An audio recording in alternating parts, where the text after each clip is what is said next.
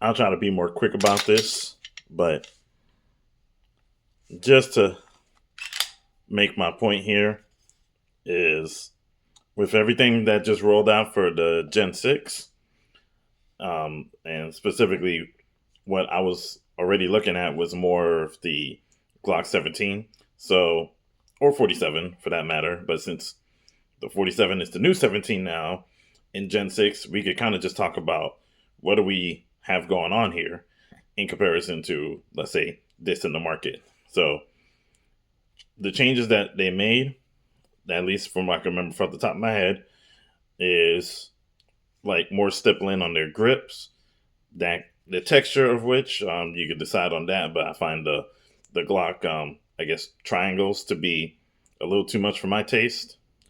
Let's see here, kind of the flared magwell, which is probably not this as an extended magwell, but it does have the lip already here.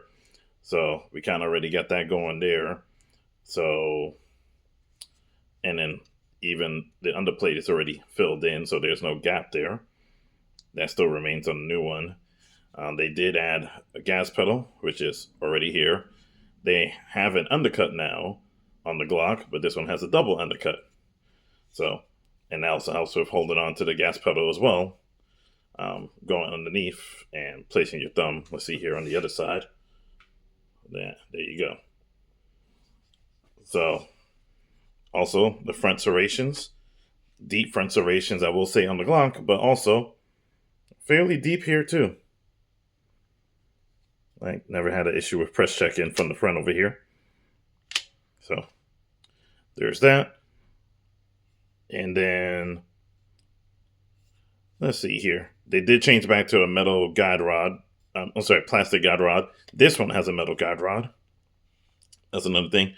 Their optic system doesn't include really the wedges over here, but they do include a spacer, which I didn't need to add to this one. This is just a direct mount, but you could probably get away with doing that on the new one too, probably.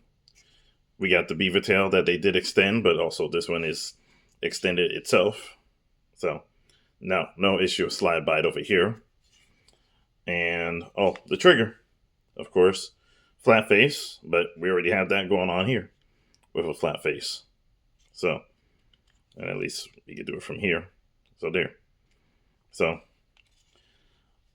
I mean, tell me something I'm missing here that besides, let's say you could argue reliability, of course, at least the reputation of it. I haven't had any issues here yet, but also I'm still in the break-in period because I'm running the ammo that's needed for it to make it through the break-in period, as Shadow Systems does say so themselves, the 124 ball ammo in my case. So, but maybe just feature specific. What's going on here between the Glock? I mean, you kind of say, like, you could say that the Glock caught up, but did it pass anything? I mean, they're still using, at least they were featuring still the same Plaxis sights. I know people say you could just replace it, but they could replace it too. I have a Glock with night sights that was kind of a pain in the butt to find. I mean, I still ended up finding it for my 43, but not the aftermarket, the factory Glock sights that came on the gun. So I don't know why they don't just make that the standard. Besides saving costs, but what do I care if the company saves money there? So, just my thoughts there. Let me know what you think. See ya.